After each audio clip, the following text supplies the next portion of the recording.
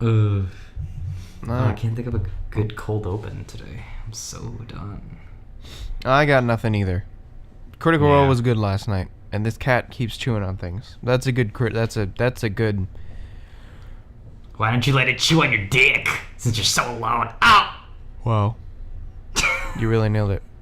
I really nailed it this time. This week, Nick gets the cold open. Fuck you, Andy. Beside this, but this whole this whole cold open, I'm getting weird feedback on my mic. I think it's just because the air conditioner's going on, and this cat keeps flopping around. Stop! What are you doing? What are you fucking doing?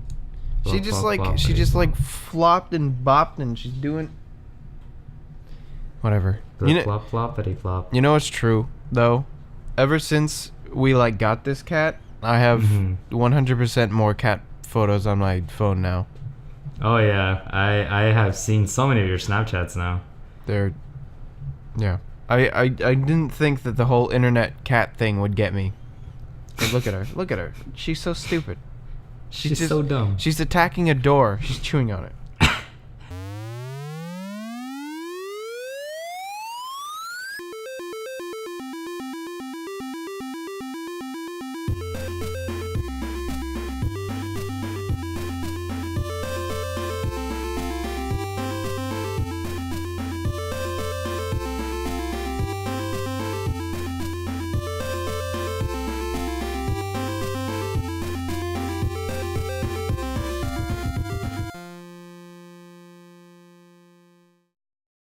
Hello everyone. Oh god, my chair's squeaky. Hello everyone. Welcome to PMG, where we talk about podcast movie games.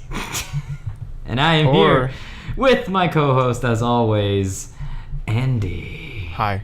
Hey Andy. Hi. Hey. Still snorting Apologies cocaine? if you hear any blip blops or noises in my background. I don't know what's going on with my mic, and I don't care. And I don't care. I don't have the capacity to fix anything right now. So, welcome to PMG. As per usual, we talk about movies and video games, and we do all this stuff. And yeah, I don't know. I think you know if you're tuning in, it's the 5th episode now. Is it the 5th episode? Yeah, we're on the 5th episode. I can keep track, brah.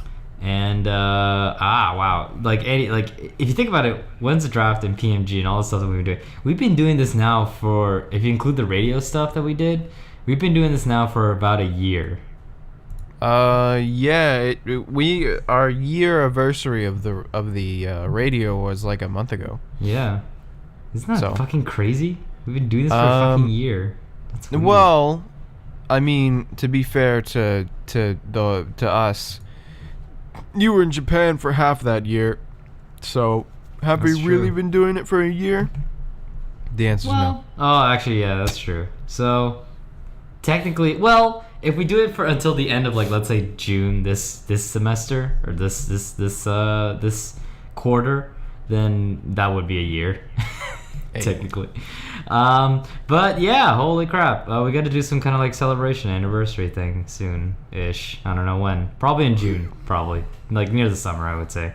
I'll let you figure that out. Yeah. But yeah, so the usual talk starts off with movies. But before we do that, as a thing, I want to start this thing up. It's like a little segment. It's like, hey Andy, how you doing? How you been?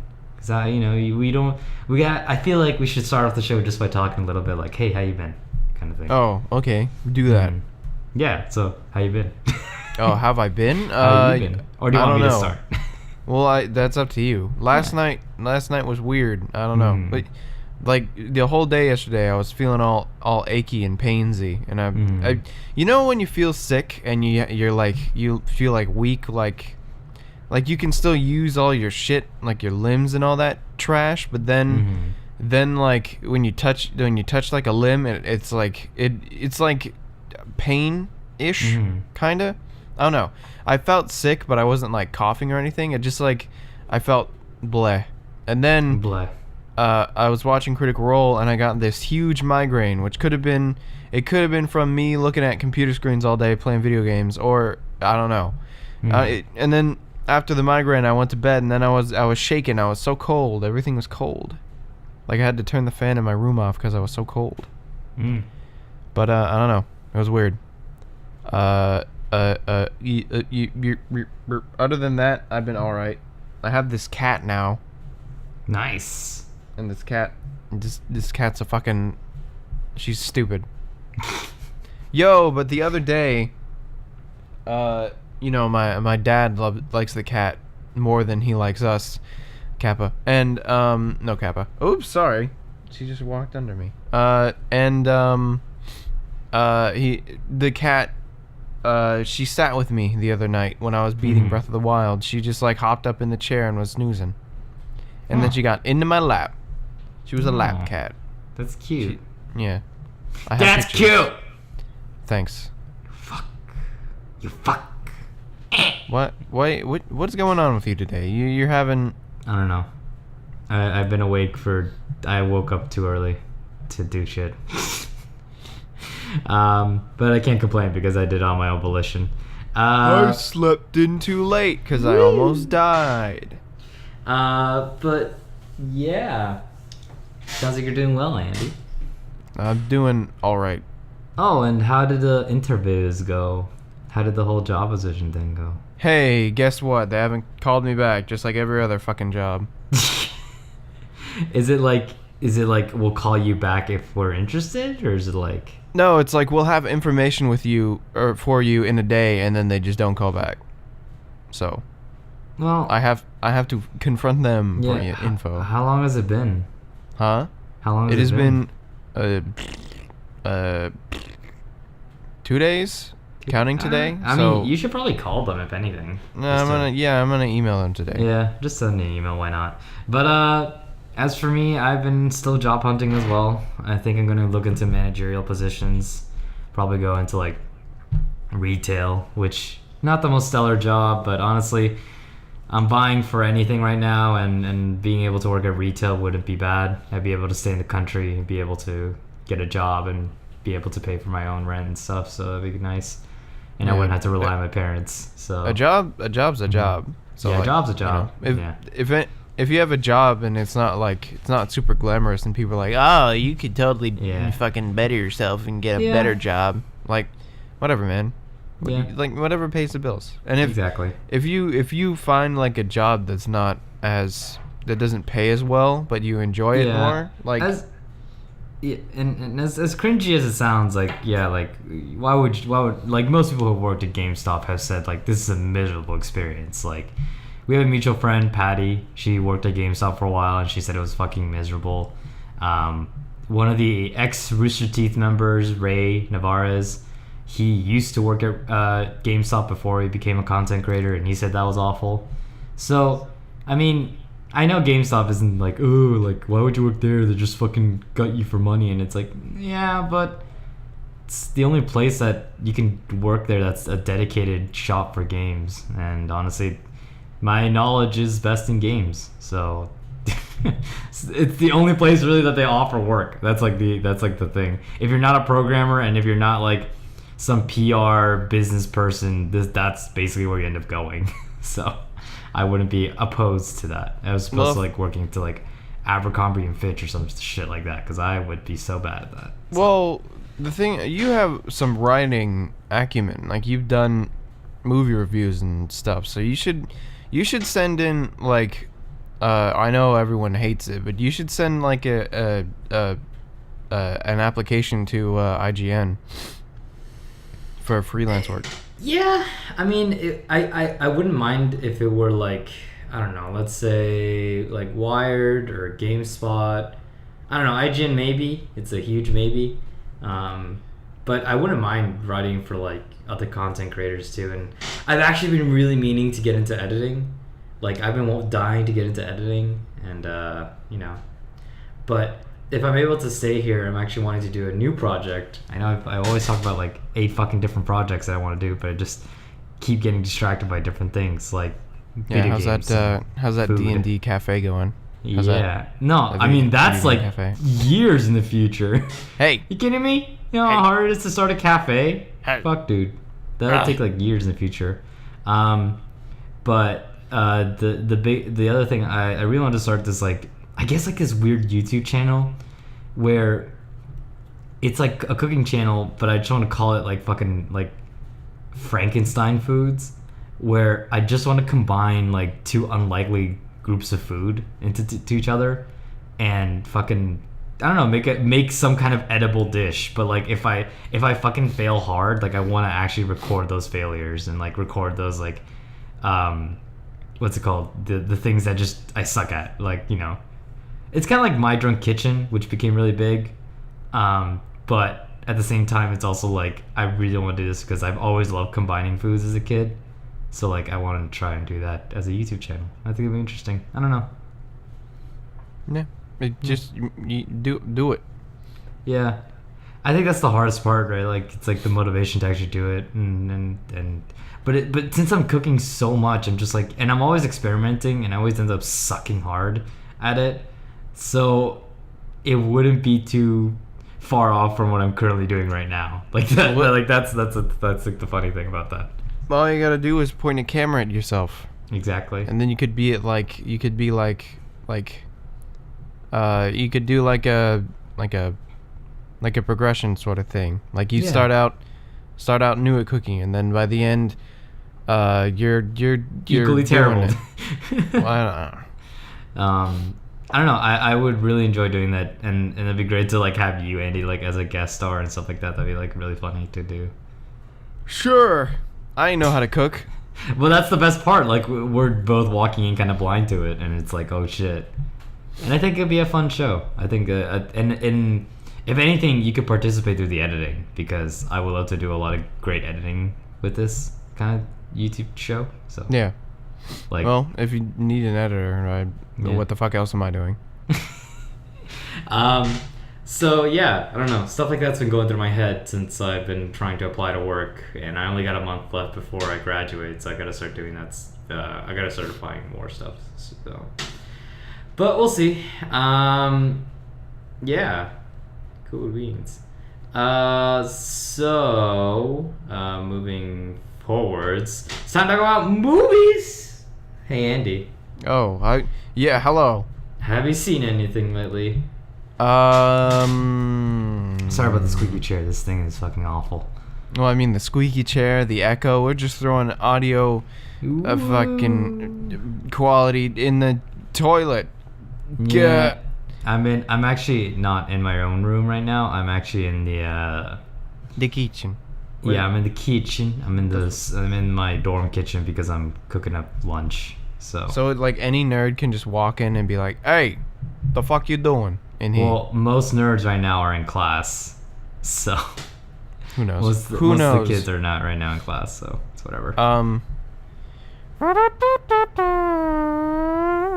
For some reason, I think I saw something new, but I can't remember it. Let me check my Netflix, because I think I've been watching a lot of stuff and I can't keep track of all of it. So Pregnant pause. Oh no. Talking. I don't know. I haven't seen any movie style thingies. yeah, I actually haven't seen any movies, even though I promised last week I was probably gonna watch catch up on movies. I ended up catching up on manga and TV shows, actually, hilariously enough. We'll talk about TV shows. What TV shows? As I promised, manga did you watch? It's actually reading manga and watching anime. I know. I fucked up. Leave me alone. wait, did you actually? Whoa, was that actually? I thought it was part of the joke. Wait. No, I fucked up. Oh my god. A big thing I've been watching. So give me a second, Andy. What? My clock's about to go off because my food is ready. Give me 1 sec. Keep them distracted. Okay. He's not going to mute his mic, so there's going to be all this background noise. Because he's a doof. Listen to him clatter and clang. If you're listening in the car, now you got to hear clangs and clatters, and there's no warning for that. Now your car audio speakers are like, fuck, dude, that was loud. And I'm sitting here in the actual audio itself being like, yeah, man. And then I could edit it and make that like a lower noise, but you know what? That's a lot of work. Then I have to listen to this entire podcast over. Spoilers for people. I don't listen to the podcast when I edit it. Look at that. Listen to this. Well, my lunch looks really good. What the fuck? Why didn't you mute your mic when you were clinging and clanging and fucking... I forgot to mute my mic. I'm sorry. Gosh dang. I had to run out before it burnt. I'm sorry. Now all the listeners know I'm a fraud. You are a fraud. Oh, got him. Oh, got him. I'm kidding. But going back to TV shows. So, I did watch Peaky Blinders, which is, by the way, it's really fucking good. That was the 1920s British show. Well, not British show, but set in Britain. And it's all about this man named Tommy Shelby and the Shelby family, who essentially are like an up-and-coming, not crime family per se, but pretty crime family, I would say. Like a crime family trying to hide as a legal business, essentially. A family of ne'er-do-wells. Yeah, it's all about him trying to make his family like huge and relevant, essentially. It was super good. Oh my god, it was so fucking good. It stars what's his name? Let me just look at the details here. Django Fett. Cillian Murphy is probably the most recognizable person out of that this TV show. It's really fucking cool. It definitely takes into account a lot of things like the era. It's a really cool era piece, if anything. Historic wise, it's really fun to watch as like if you're a history nerd or something like that, it'd be interesting to watch. Having that context. I'm not a huge history buff, especially on British TV, British history. So yeah, it's absolutely interesting. It's a very dreary series, so be ready for some like heavy themes. And if you have a family member who has had things like PTSD or is a war veteran, this show definitely portrays PTSD in a very, in a regard that makes, I guess, sense. Like it feels really real, if anything. So I don't know. I thought it was really good. The other show I watched was Samurai Gourmet, and I fucking love this show. This is probably one of my favorite shows that's ever been released, ever in the history of TV shows. As you guys know, I'm a huge fan of food. I am cooking right now, and wow. And Samurai Gourmet is all about cooking. The idea of the show is that this 60-year-old man, basically, the 60-year-old man named what's his name? Kasumi. Kasumi is this just like old guy who just retires from his work as a salaryman. And the entire show is him dealing with the fact that he's no longer employed. And in Japan, the employment culture in Japan is very, very different from the employment culture in the US. Being employed at a company means giving up a lot of your life, or what we consider a lot of your own personal life, to the company. So once you retire, it's kind of like a soldier going to war. I know that's like an awful comparison, but it's like reintroducing someone to the casual environment of not working. In Japan, it's just such a huge commitment of your life that it's very, very it's very difficult to kind of explain it in the context of like it's not indentured slavery per se, but it's like you are expected to give a lot of your life up to this. Yeah. From the ages of like 20, almost sometimes like 16, because people get part-time jobs as like high schoolers, but from like the age of like 20 to what, like 65, I guess, probably around there. Yeah, you like every day, Monday through Saturday. I think they get Sunday off. No, they don't. I got a text. I don't know. What's it called? I don't know how it works in Japan. Basically, like when the work day is from like 9 till like 10 o'clock at night, or whatever. And then people, like are expected to go out drinking with their Coworkers superiors and coworkers. superiors, Yeah. It's not like it's definitely it's not like in like in America where you're like you feel separate from your job sometimes. Like, this is my work culture, this is my home culture. Like, Japan has that, sure, but it has also an immense commitment for an individual to make to the company. So like sometimes your social culture melds with your work culture because that's how it is. Like, there's just a sense of like this is a show all about trying to understand that this man's been in this place for a long time, and now he's got to quit. What do I do now? Like, and now he's got to retire. Now what do I do now? And he rediscovers life and like joy and happiness of life through food. He goes to different restaurants. Like, there's a different meal every episode, and he goes to different restaurants and different meals. And he's an innocent old guy. Like, oh, you would enjoy. I feel like maybe Andy, you would enjoy this. He's such a like, I don't know. He's a very like very fun-loving kind of guy. He's very innocent. He's very timid and shy.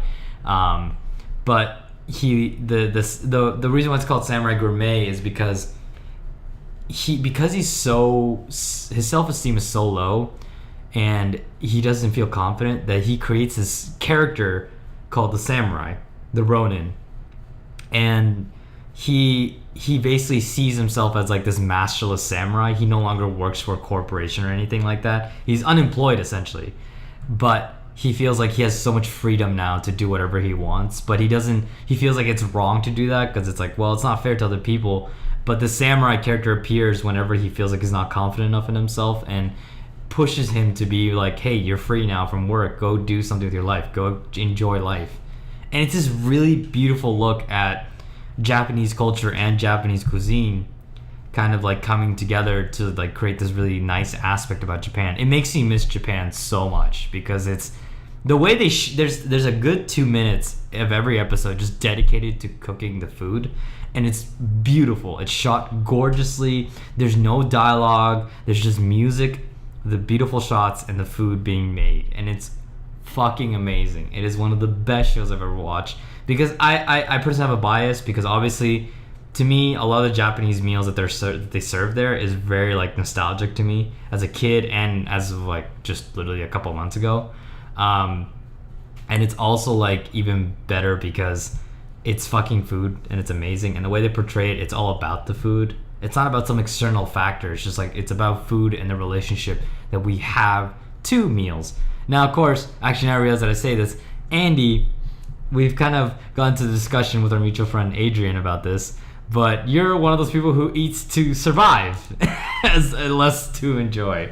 Well, but yeah, I do encourage you to at least watch the show because I feel like maybe you might understand why, like, I guess Adrian and I would eat to seek that enjoyment out of food, as opposed to just survival. But I'm not saying you're an ignorant idiot. It's more like, I mean, that's your perspective, and honestly we can discuss my opinion on food. Yeah. But I'm just wondering because I've been wanting to ask this whole time because I'm so confused about the show. Mm-hmm. Is this a scripted show or is this like a Bizarre Foods okay? It's a scripted. Right. It's like a TV drama almost. Okay, I thought it's not like hey, I'm an old retired dude. No, it's not like Anthony Bourdain. It's not like Anthony Bourdain or Zimmer with Bizarre Foods or Man vs. Food. It's not a Travel Channel show. Fucking man versus fucking food, dude. I love that show. I still want to find the DVD box. I still want to buy the DVD box sets for it because I fucking love that show. That show was triggering. Really? Hey, I found it really funny. My name is Adam Burgoodley, and I'm running around the country just slowly killing myself. Don't worry about it. It's fine. I'm just gonna eat this fucking milkshake that's bigger. No, I know. Like he once he gave up that life, like he's looking good now, but like I don't know. Now he goes now it's a Man versus Food World, I think it was. No, was it Men versus Food or something? Yeah, Men versus. I don't know, whatever. It's not on TV anymore. It got canceled or renewed, but I mean, it wasn't as successful because Adam was only there for like he wasn't the one challenging it. So I mean, yeah, I guess people that want to part- watch Adam kill himself, not Yeah. other people. No, the food shows I like are all on the Food Network. But I don't know. In regards to food, like I enjoy the taste of food, and like I like how food looks, and obviously it's like one of the most important things in human life. But like I don't know, I don't get why people take so long to eat food. Just like if you eat it, then you can taste it and it tastes good, and then when you're done and you can go do other shit. Like this, like the way Adrian eats infuriates me. Because like, well, no hate on Adrian, but like he takes one bite of food and then it just sits there for a long time, and then he takes another bite. I'm like, fucking eat the food, god damn it! I want you to eat that food. I want you to put it in your mouth, and I want you to eat it. It's funny that you mentioned this because that's actually one of the things I studied in intercultural in one of my classes. It's funny to hear that from an actual like Western red-blooded person. American. Yeah, because a lot of times Americans work on a system of like we need to everything. Now there's that sense of like, oh, okay, we can still enjoy food, whatever, and like still enjoy the aesthetics of food, but we gotta go. We gotta keep moving. We gotta keep like there's. You guys, like Americans and most Western countries, love to schedule things. Like events, especially meal times, are scheduled events. They're just things that happen and then they keep going. Don't put me on the subject of scheduling, because I fucking love me a schedule.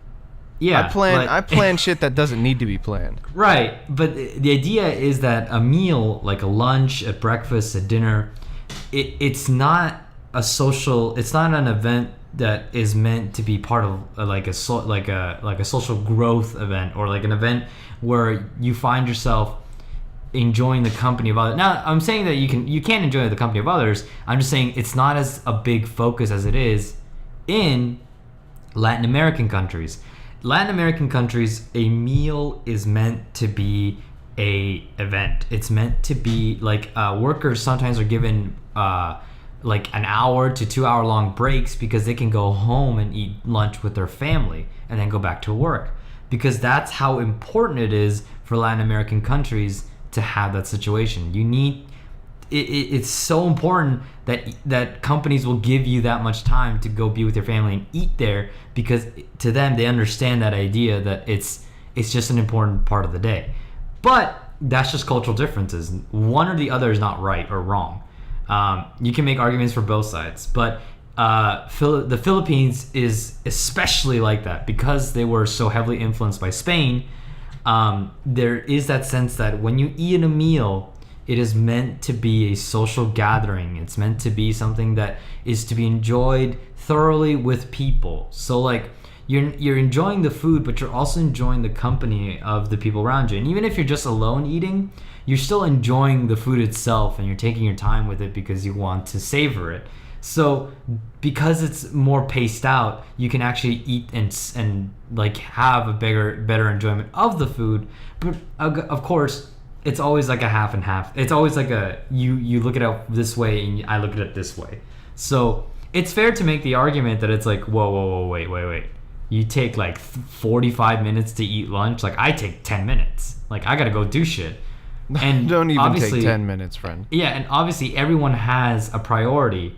Everyone has their priorities. You know, I want to go hang out with friends. Okay, but for some people, hanging out with friends means, oh, let's go have lunch, and like that's like a 2 hour, 3 hour event for some people. Like it's just how people perceive it. No perspective is 100% correct as to what is food in general. Like how should we take it? Should we just take it as like it's tasty, but it's just tasty because it's meant to like go inside of us and then make us survive? But for other people, it's like it's not only a great thing to taste, but it's also a great thing to like just perceive and to like enjoy and to really like understand. So it's kind of like it's kind of like someone looking at a painting and two people standing and looking at the same painting and getting two vastly different ideas. Food is subjective in that sense. But at the same time, food has that weird uniqueness of being 100% objective because it is something necessary to life. So, yeah, I don't know. Well, the thing that I argue a little bit in that mentality is just like Tim from Kind of Funny, rip. But he whenever he talks about like wanting to get with friends and meet with people and like talk about important stuff, he talks about taking them out to dinner and like, you know, and eating with them. He says that's his way of making like friends, like lifelong friends, is eating with them. So I don't think the eating as a social event is lost in American cultures. I think I think the thing that is viewed differently is the food itself, because, you know, like going out to a restaurant and then eating, but like I think people, well, and I don't know, I don't go out and eat with people, so I don't even fucking, and whenever I eat, I don't watch other people eat, so I don't know.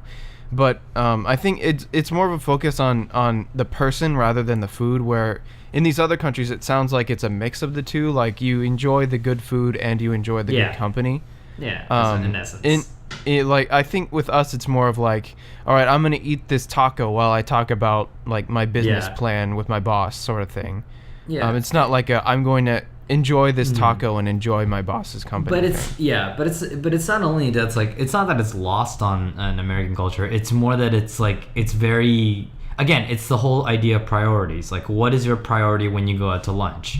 What is your priority when you, you know, go out to breakfast? Like, what is your priority when I'm eating alone at a restaurant? Like, what are you doing? Are you just trying to are you enjoying the food? Are you there to enjoy the food, or are you just there to feed yourself?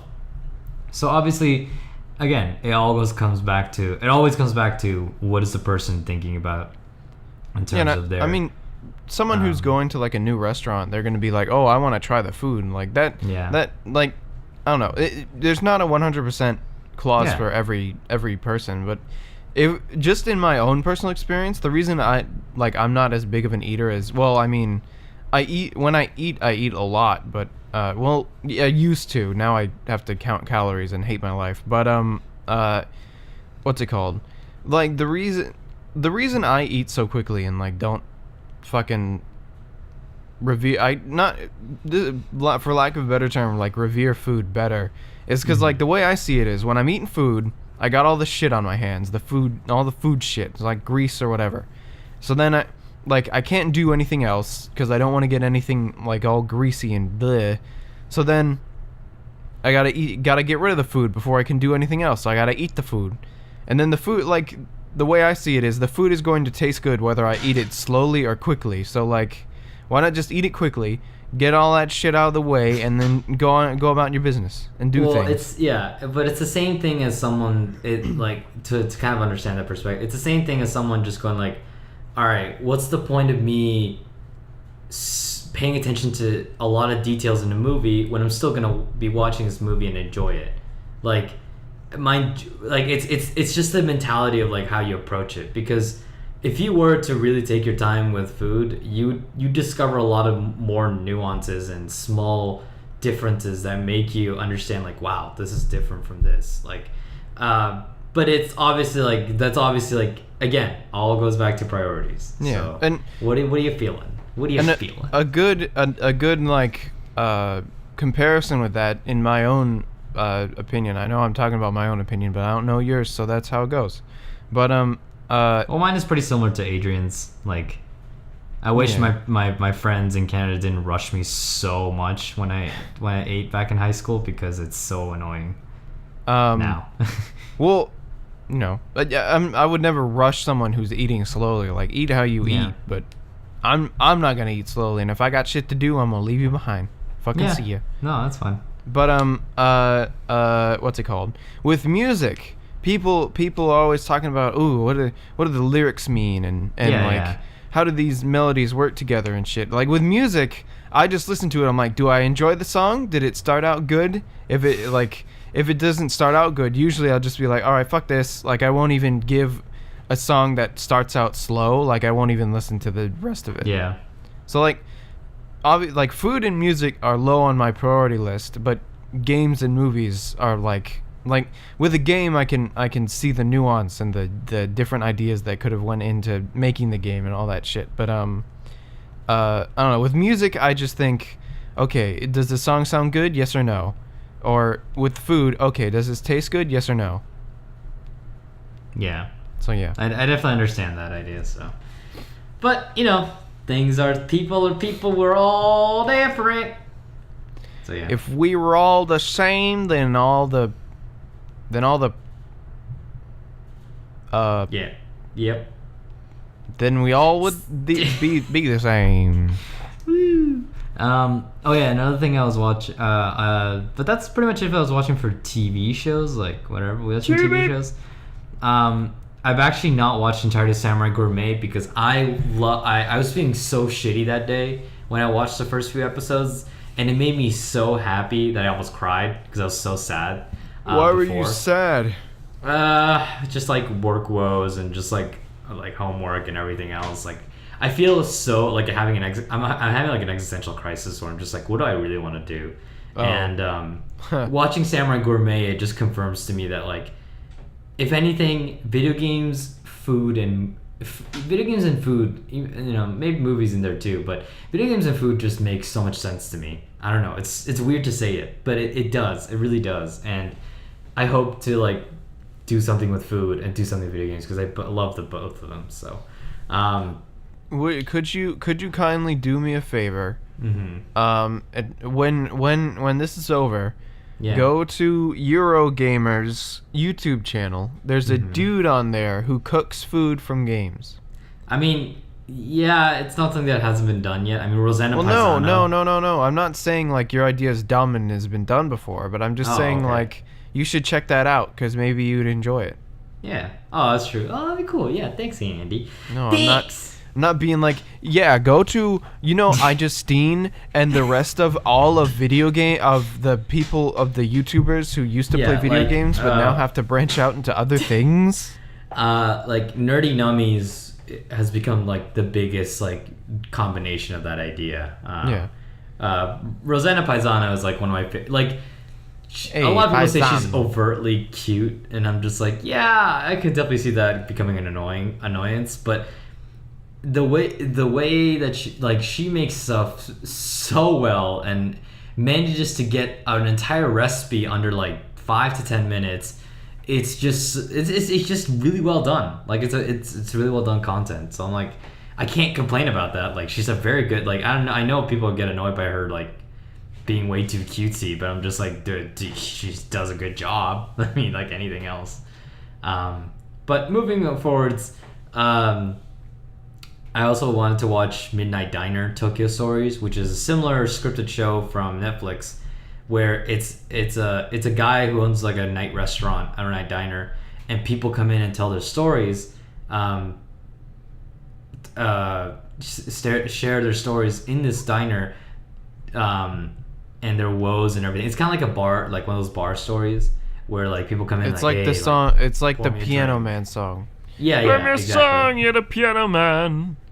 Let me song tonight. But the coolest part about the show apparently is that like it's different people every night, and like it's episodic, and it's always about discussing about the foods, and basically how food connects us back into different memories about ourselves, into different ideas about ourselves. Yo, it's like that scene from Ratatouille where he eats the ratatouille and then he's a boy again. Yeah, I actually really enjoy Ratatouille now more than ever before, and maybe because it's my love for food, but I think that's one of my favorite Pixar movies, just because of like the food looks amazing. It all ends up being about the food. That is the biggest focus about the entire movie. That at the end of the day, whether it's cooked by rats or by people or by whatever, food connects us all in like a weird, strange way. But that's what Chef Gusteau said. Anyone can cook. Anyone can cook. That's all he said. Because he died. Well, but didn't he say like, eh, It's along the lines of, I think it's like anyone can cook so long as you have the passion for it. Like if you really work hard at it and you really strive for it, then yeah, anyone, even a rat can cook, kind of situation, I guess. I don't know. But moving forward, even Patton Oswalt, rat nice can cook. But moving forward, because I've been reading some mangas. More weeb drivel shit. I've been actually so I finally ended up watching the entirety of One Punch Man, like the actual series. I've always been reading it. I've been reading it since like it's not its inception, but like close to its like beginning. And now I've finally watched the entirety of season 1. It was amazing. It really rekindled my love for the series itself, and definitely can't wait till season 2. I can't wait till they bring in Garu, who is the big villain nemesis now that we have in the manga series. The fighter tournament is really fucking funny, and just overall like the monster invasion that leads up to what will be probably the battle with Garu will be fucking amazing, because it's a huge turn of events. It's a very big story arc, and I can't wait to see what happens with it. Other thing I've been watching, I tried to watch this because before that I tried to watch something new, and I decided to try to watch a series called Nura: Rise of the Yokai Clan Demon Capital. Yeah, it's like fucking Nura. What's it called? What are the 2 dots? What the fuck is it called? Oh my god, I'm blanking out. Over the U? No, it's like 2 dots on the side. It's like Nura. It's like a title thing. It's like Nura: Rise of the Yokai Clan thing. I don't fucking remember. What's it called? It's not a semicolon. It's a... No, it's the other one. Fuck. No, it's not ellipses. What the fuck is it? Ellipses. Oh my god. Fuck! Alright, I don't remember. Now wait, as 2 college students, try and remember basic grammar. No. But yeah, Nura: Rise of the Yokai Clan Demon Capital is not very good. It's a colon. It's colon, there we go. Nura: Rise of the Yokai Clan Demon Capital. It's like Nura: Rise of the Yokai Clan Demon Capital. It's too many fucking titles. It's not very good. I initially watched it because I wanted to get into a shonen. It is not very good. It's very, very, very... It's just very rushed, badly written. I don't understand what's going on half the time. They seem to be... Even though the episodes seem to be in chronological order, it feels like it's skipping a lot of really important things. Hey, like, welcome to most shonen. Yeah, no, okay, but shonen, saying shitty shonens exist is like saying fucking shitty movies exist. Like, it's a common thing, but god damn, I've never watched a shonen that's this hard to follow, because it's so fucking, there's so many gaps in the episodes that I'm just like, I don't understand what's going on anymore. Shout out to Naruto, shout out to Bleach. No, I would say they had the opposite problem. They had too many episodes explaining one simple concept. I don't know. Nura has the opposite problem, where they don't have enough episodes to explain what the fuck is going on with their show. But yeah, I just really did not enjoy that. Well, with all the filler and the warping bullshit, is this canon? Like, is what's happening right now canon? Who knows? You know what I mean? Did I lose you? Oh no, I may have lost him. I think Discord cut out. Yikes. Yeah, Discord is cut out. Oh hey, I hear you. Hi. Yeah, Discord cut out. Yeah, that was fine. Yeah. Wait, you said with all the filler and that's cut out. With all the filler and shit. I don't know. Yeah. It's hard to pay attention.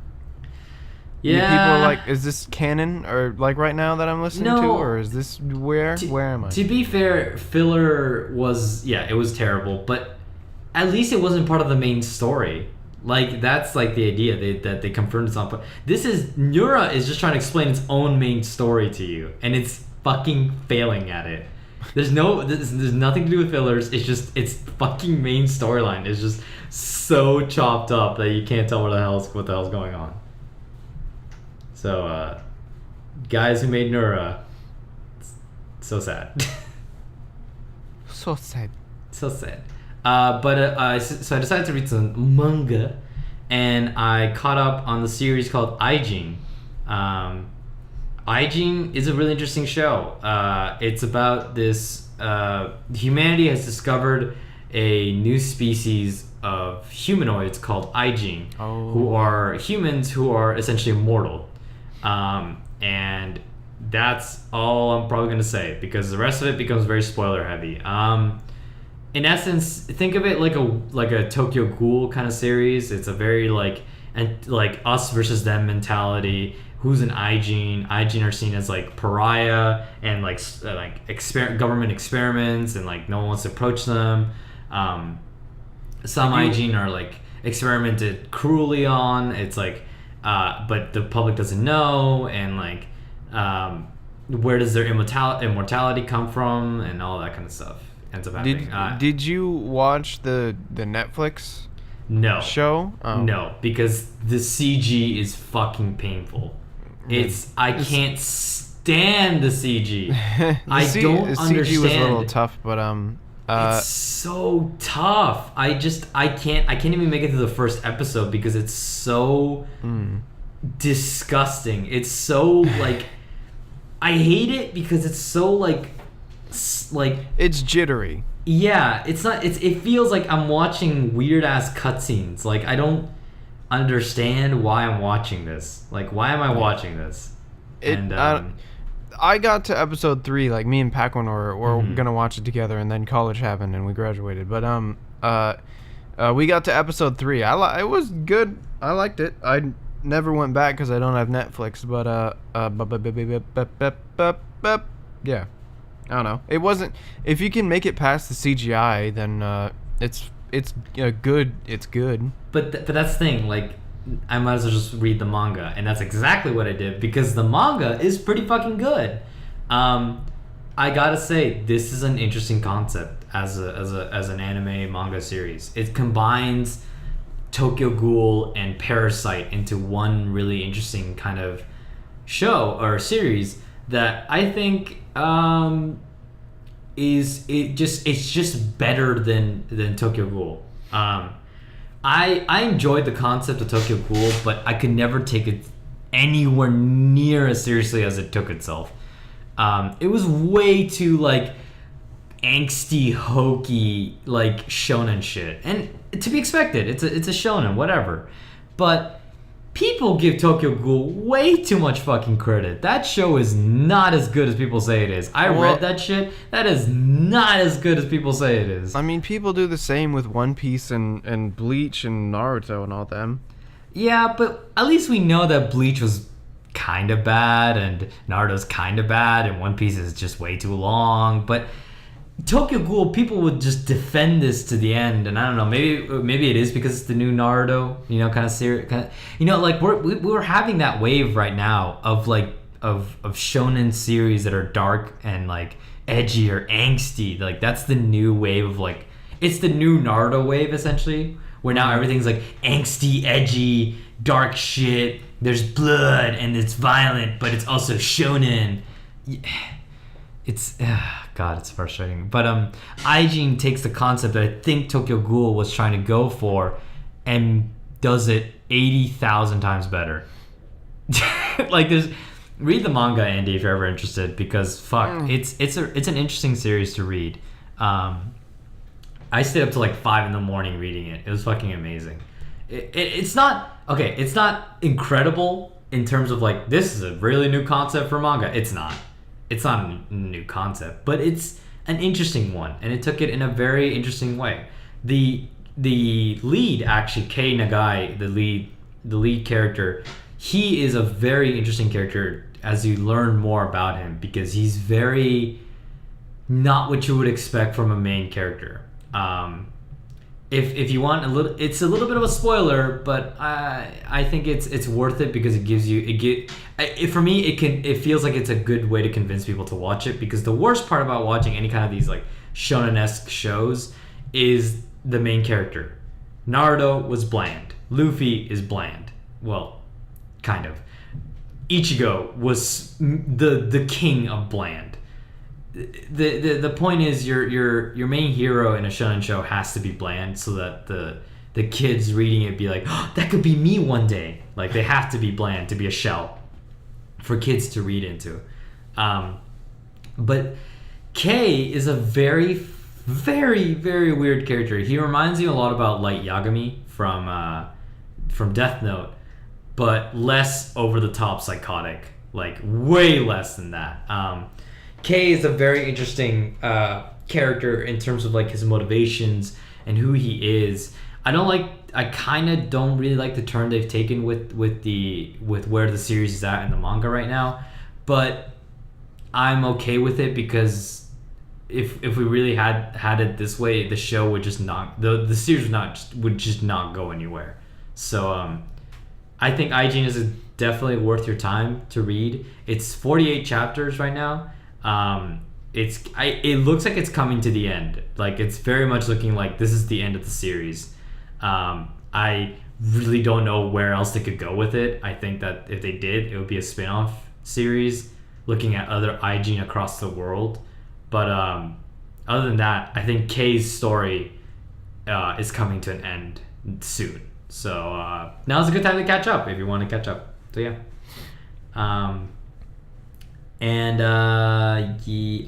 The other one I watched that I was reading was called Teppu. Have you ever heard of it, Andy? No, what? Say again? Teppu? Ket Teppu. Yeah. Tetpu. No. No, Teppu. Like there's no it's just Teppu. Teppu. No. Yeah. No. I know. It's Teppen Tengon Gurren Lagann. No, hey, not that one. Everyone likes that one. I actually might recommend this to Adrian, but I'm not sure yet. Have you ever heard of Hajime no Ippo, the boxing show? No. Okay. If you've ever these Japanese words, I don't know what the Japanese fuck words. is going on. If anyone out there, any of the listeners out there, have ever watched Hajime no Ippo, Anime. It's the boxing TV show. It's fucking fantastic. I love it. One of my all-time favorites for shonen. Hajime no Ippo was basically a show about this kid wanting to be a boxer and trials and tribulations. It was like Rocky, but in anime. Yeah, essentially. And it was so good. Oh my god, I fucking love that show. It's so good. It's so well animated, and for a shonen, the characters are really likable for a shonen. Like, considering that a lot of shonen characters tend to be like bland and just have powers and they're defined by their abilities, not their characters. Yeah, for the most part, this show's pretty fucking good. So in contrast to that, there's a series called Teppu that came out recently. It's about a girl, this high school girl, who's like super, super confident in who she is. She's always been good at sports. No matter what she does, it doesn't matter. She doesn't need to work for it. She's just naturally good at sports and like activities, stuff like that. And one day she gets approached by this really peppy like girl who's like, hey, join my martial arts club. Like you'll have fun. And the main character has had an infamous thing where she would join a sports group, do super fucking well, and be bored of it because she's like, you know what, I'm just so good, I don't even need to be here. And she has like this very cocky nature that you're just like, fuck dude, but you're really good at shit. It's like of course you'd be that cocky. But this girl basically comes in and shows her MMA. If you guys don't know, mixed martial arts, you see UFC is the most famous one, Ultimate Fighter Championship, not University of Central Florida. Otherwise known as the most legal way to beat the ever-loving shit out of someone. Yeah, it's the most legal way of gladiatorial combat. Like, it's actually the most legal way to put that. Basically, this girl tries to learn MMA, and she's so cocky about it. She's like, oh, I'm gonna get this right away. But this girl just almost basically beats her to the ground. Like, it's like she just basically gets her like completely like whoops her ass.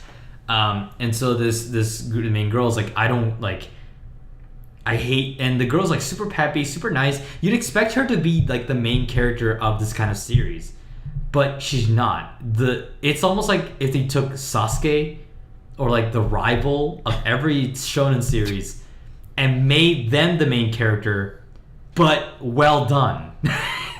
like actually like not shittily done. Like this girl isn't angsty like, ugh, I want to take my revenge on her. It's more like, I'm bored, you've piqued my interest, and I'm frustrated that you're so happy and peppy that I would just want to punch your face out. Like, it's basically coming from the view of Sasuke or some character like that. Like, you are so happy and peppy, I just want to punch you in the face. But instead of being angsty about it for fucking 5 years, I'm just gonna straight up confront you about it. Like, that's what I like about this girl. She is, in a lot of regards, one of the strongest female characters in a shonen series that I've seen ever. Like, she's not a Sakura who fucking, I don't know what I'm gonna do with it for like fucking 8 years, and she's like downright one of the fucking coolest characters. She gets shit done. If she's bored, she's not gonna stick around. She's not gonna stick around for people's bullshit. She's literally gonna fight on her own standards just because she has fun.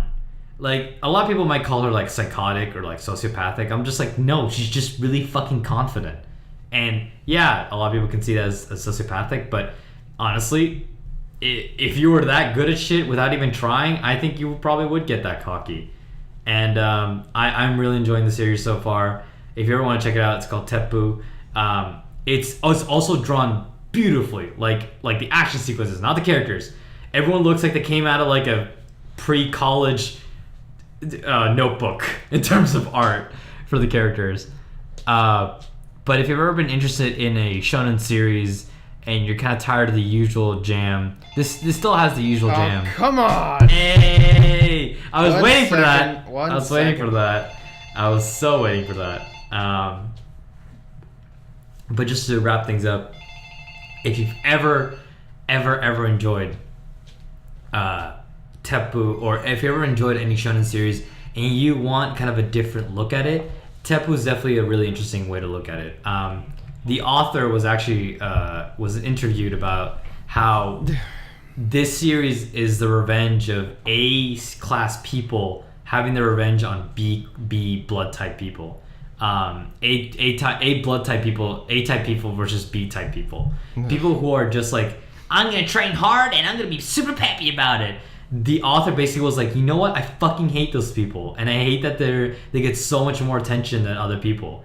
Like, what if people who are naturally good at this shit? Oh, I'm gonna write this series about that, and that's what the entire series is about. It's really weird, but I'm really enjoying it. So if you ever had a chance to read it, Teppu, it's really good.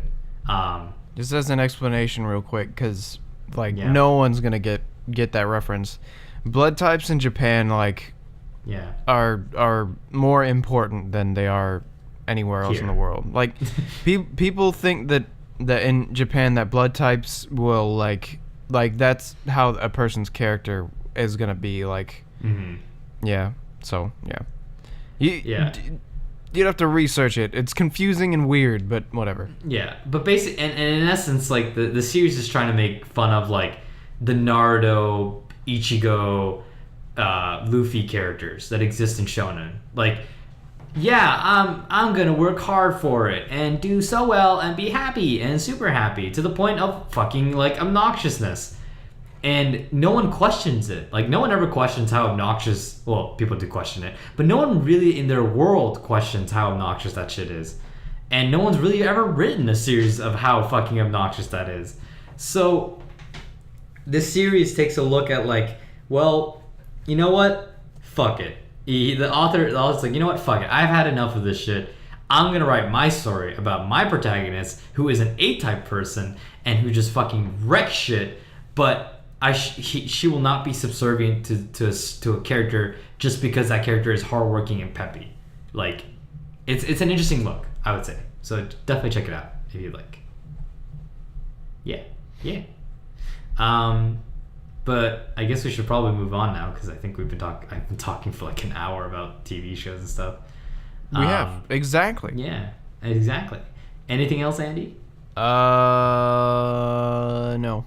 I need to watch more anime. You make me want to watch more anime. To be fair, I told Adrian, I was like, I don't want to watch anime anymore. Like, I just don't have interest in it anymore. But then all of a sudden, fucking One Punch Man pulls me back from the brink of death, and fucking Aijin gives me hope again, and Teppu gives me hope again, and I'm just like, I'm back in it. It's like every time you try to leave, it's weird. Every time you try to leave, it just pulls you back in. It just doesn't fucking want to let go. Well, I mean, I think that is a testament to like how much shit there is in the anime world. Like, how many series are just the same thing with different characters, like the same different characters but the same characters, like interchangeable shit. With all the tropes and all the bullshit that anime does, I don't know. Like but there are the special anime that come along, you know, like One Punch Man and all that stuff. But yeah. Anime is tough. It really is. There's a lot of crap. But like anything else, like anything in life, you have to brush through the crap to find the real gems in there, and that is definitely one of those situations. But just a quick little topic about movies before we move on. Ghost in the Shell comes out today, and I'm not gonna go watch it today because I think we're doing a drinking game tonight, so with Adrian and friends. So I don't know, but I wonder. Drinking game with what? Yeah, with what? Oh, with what? A Star Wars drinking game. That's what it was. That's what I'd say. Yeah. But I'm probably gonna end up drinking. The game is drinking. I'm probably gonna end up watching Ghost in the Shell just to see how it is. I haven't seen a single review from Ghost in the Shell so far. I have not seen a single review because I want to keep myself as blind as possible about Ghost in the Shell. So we'll see what happens. And also another thing. It's both Ewan McGregor's birthday, who is fucking Obi-Wan, and it's also Christopher Walken's birthday today.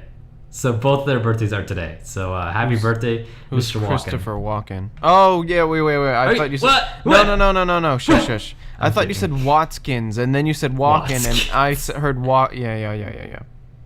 He's lying. Christopher Walken, I know. Hey, it's forgot. me, Loy. Yeah. King Louie. Have you had the pawpaw fruit? You ever hear the pawpaw fruit? The pawpaw fruit. I fucking love how you do that. What they call it? Fucking... Wait. What is it? What does he say?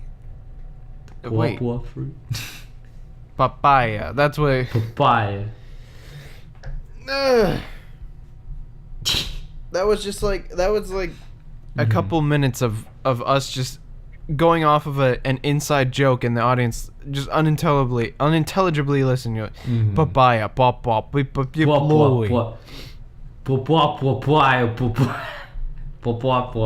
basically what that last couple of seconds was. Trash. So a couple of things, and also sorry, there's some news articles here and there, and I gotta mention them just because they're gonna be really important.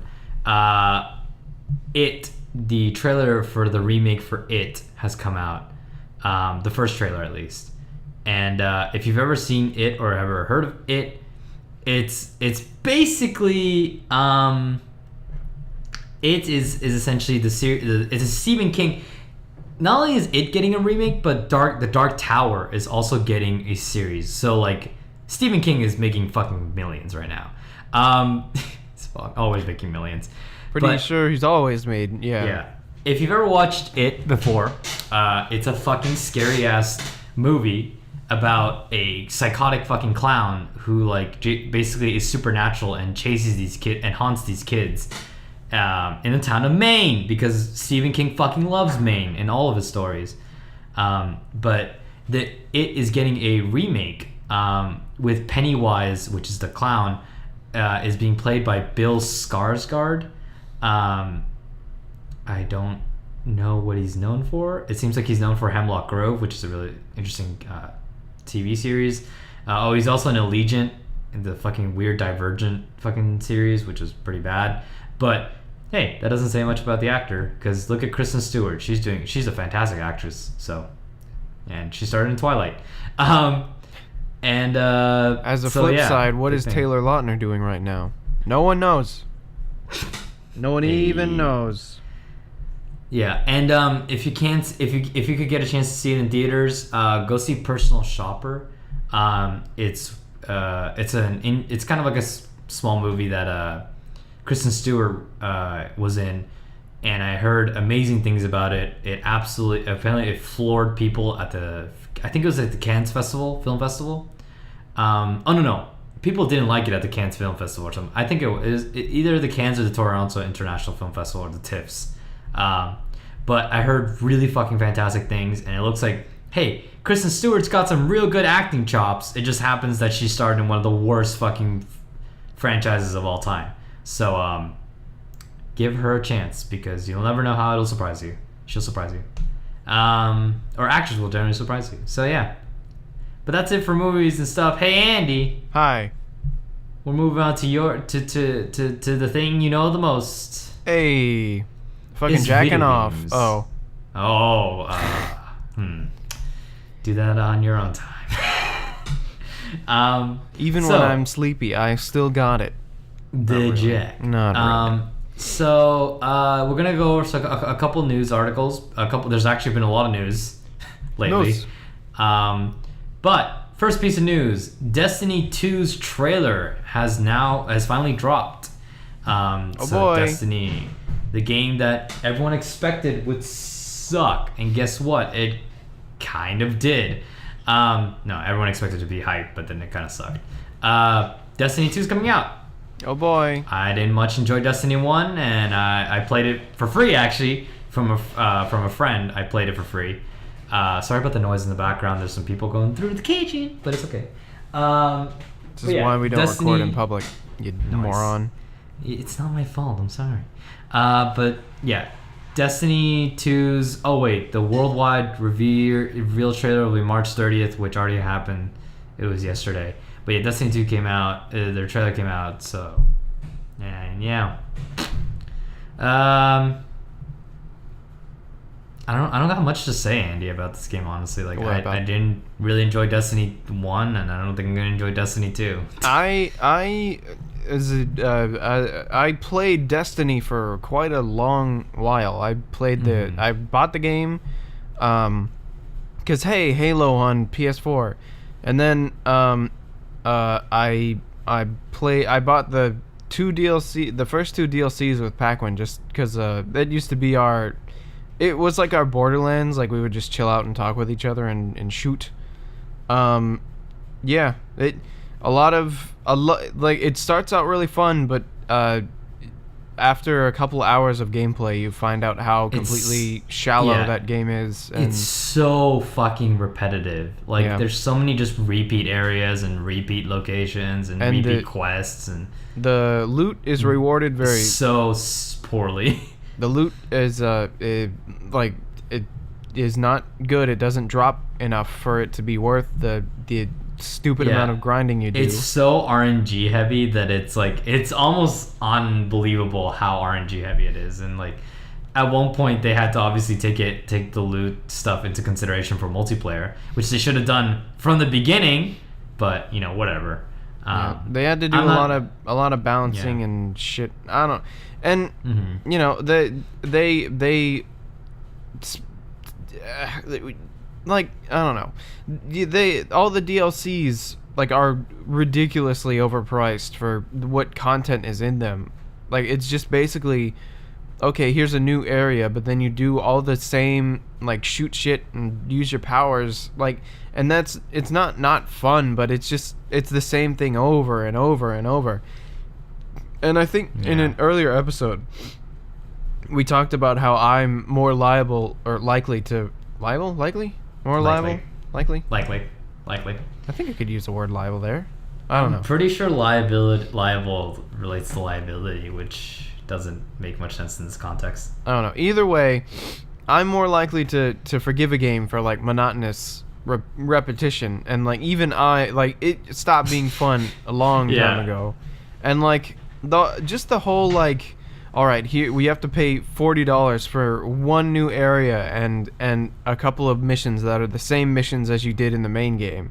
It's like, fuck you. Like, that is way too much money. And then, here, you gotta spend $10 for a dance or whatever the fuck. And it's like, fucking money grubbing assholes. Fuck you. Yeah.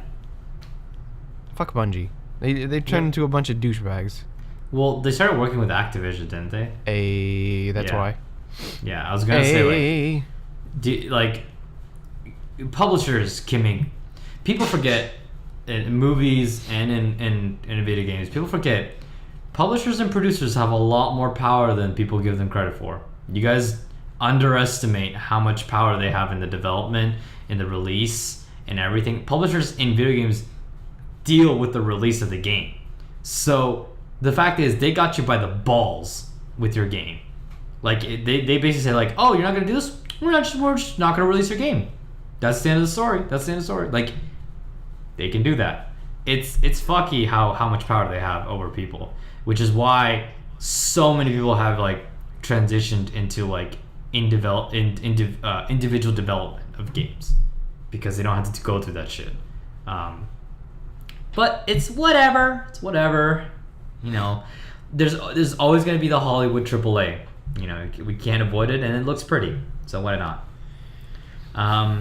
But it makes us appreciate all the more the other games that are the smaller guys and the other games that are around.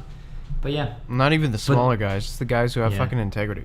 Yeah, actually, we can't even say the smaller guys anymore after fucking Hello Games. So yeah, just the guy. From a former Destiny fan who played a shitload of Destiny, but I don't know, if they figure out their loot drops and their repetition gameplay, I don't really know how they would do that, just because Destiny is so built on the grind for loot, do a mission 80 times to get one gun thing.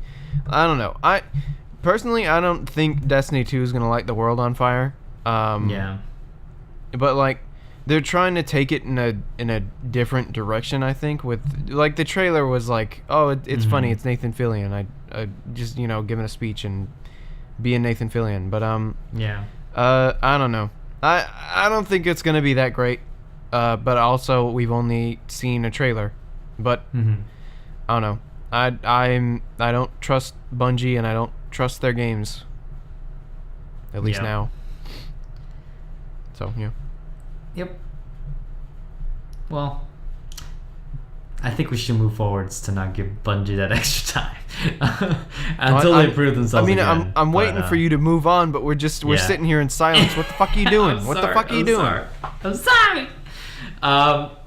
Moving forwards, well, WB isn't any better, but hey, NetherRealm Studios has been doing a good job. But Injustice 2 has revealed some more more character villains for the game, for their new game coming out May 16th. Injustice 2 looks fucking awesome and hype. But yeah, there's some new characters have been released, been revealed now. Those include one second, I'm just gonna go ahead. Those include Gorilla Grodd we've already seen, but those include Bane, Captain Cold, and Scarecrow. So yeah, honestly, I'm excited for this game. Scarecrow looks fucking amazing in the game, by the way. He looks like a fucking, like, he looks horrifying in the game. Like, you know how, like, they made him look in Arkham? Yeah, I saw a picture. I saw a picture of him. Yeah, like in Arkham, they in Injustice 2, they made him look into a fucking, like, actual scary ass character. Yeah. Like, his body's all, like, actually, like, rotten shit, and, like, he has this giant hook that he uses to, like, fight people, like, in his super ultimate ability. He, like, hooks you by the head and hooks you into his, like, fear dimension, essentially. Yeah, I don't know, like, it's just such a it looks cool. I'm excited for the game, if anything. I'm not gonna play it because I'm bad at fighting games, but I'll watch it. Yeah, I'd like to check out the story if it's cool. Yeah. Also, on a completely side note, on this day a year ago, I put it on Facebook for people to tweet at me with the hashtag DJ Ding Ding. So yeah, a year ago we were on the radio. A year ago. Damn. And a year ago people weren't using Twitter. Yep. And they never will. Oh god. Oof. But moving forwards, big thing is Bioshock's like designer, like head designer Ken Levine. So I didn't know this, but he was working on the Twilight Zone movie, with like the remake of a Twilight Zone movie, but it looks like there's a standstill on the decision to really go through with the actual development of it. And Ken Levine's like, all right, he's still deciding that he still doesn't know whether he wants to do this right now, because he's like, I don't really know. It seems like, and everything's kind of weird, and I want to work on new games, so I'm kind of like, maybe not. So that's kind of sad. But he's working on new games, which is fucking awesome. So, whatever Levine comes out with, hey man, if it's as good as Bioshock was, oof, I am ready. So, well, I don't know. I mean, he's going to be working with a significantly lower budget, with whatever individual. Well, no, I'm not saying like that means this game is going to be shitty, but I mean, yeah, it's probably going to be radically different from what Bioshock was. Mm-hmm. So, I don't know. It's interesting to see what he's going to do next. Yep. And apparently, actually, there was some people talking about it, but I don't know. I think they might have been confirmed, but Ken Levine was actually originally working on the new, what the hell? Okay, I don't know what that actually. Never mind. I don't know what that is. But yeah, move forwards. Hey, Andy, guess what? You got an Xbox One? Unfortunately. Hey, here are the 320 plus games currently available. Just fucking yesterday, I was trying to play Mass Effect 2 on Xbox One. Guess how fucking long it took me to even get the goddamn game started? 6 hours. Took me no, Jesus. If it took 6 hours, I would have thrown the thing just into the pool. It took an hour to just start a game on the goddamn, because like first the controller wouldn't sync up, and it's like, okay, is it because I haven't been playing you and you're being obstinate now? And it couldn't do it. So then I had to go online and figure it out, and it was the same thing, and then I did it and it worked. So it's like, where the fuck did that happen? And then it wouldn't connect to the internet. So I just kept putting in the old internet password. It wouldn't do it. It just wouldn't take it. So then I turn it off, turn it back on, turn it off, turn it back on, and then it takes it in. It's like, okay, we can do it now. It's like, what the fuck? And then I start the thing, and then it won't, I can't access any of the DLC that I have for Mass Effect 2, which I bought fucking 10 years ago or whenever. Why did I buy an Xbox One? Why? I don't know. Why did you buy an Xbox One? Because, for Christmas, Mom's like, what the fuck you want? I'm like, I don't know, dude. Just, Xbox One is the thing. Maybe we could get that. Maybe that'll be fun. How many games do I have for Xbox One? Fucking 4. 4 games. 4 games. I've had this console for what, 3 years? 4 games? What the fuck? What the fuck? Well, in any case... Hey, anyone on the fence? No. Anyone on the fence about buying a console? Look. The Switch has 1 game. A Switch is better than an Xbox One. Fucking mark my goddamn words. And it's cheaper. It is. And you know what? Gears of War wasn't even that good. So there. I'm talking about Gears of War 4, not Gears of War 1 through 3. Those games are pretty goddamn good. But look, you want to buy an Xbox One for backwards compatibility? Fucking just plug your 360 in. It's easier. And your 360 will work better than your Xbox One. Because Xbox One fucking sucks. God damn it. Why did I fucking buy this? I could sell it, buy a Switch. That's what I'm gonna do. That's what I'm gonna fucking do. Okay. It sucks hot dick! Hey friends, how's it going? What happened? I blacked out. I blacked out and I don't know what happened. Sucks hot dick. Holy shit. Okay, so moving forwards. Hey, you dislike Konami? I fucking hate Konami. Wait, turns out what was the Xbox One news? What? The news was that there's just like their backwards compatibility games. These are all they've released a list currently available, and they have like some last chance deal. Get free Xbox One and Xbox 360 games. If you have like the account stuff, I think, or something like that. Xbox Live Gold. Whatever. Oh, you mean like the subscription service and all that shit? Yeah. I won't deny that Microsoft is doing interesting things. Like they basically have Netflix with games on it now coming out. But like, fucking, why is your console such a piece of goddamn dog shit, huh? Huh? Huh? Huh? Huh? Buy a fucking PS4. The Switch is gonna have Mario Kart on it next month. You never play Mario Kart? Fucking buy Switch. Buy Xbox ass, fucking shitty ass. Fuck that. I just heard Molly. Can I take Molly out real quick? No. Alright. I'm gonna take Molly out. Alright, we'll take a break here.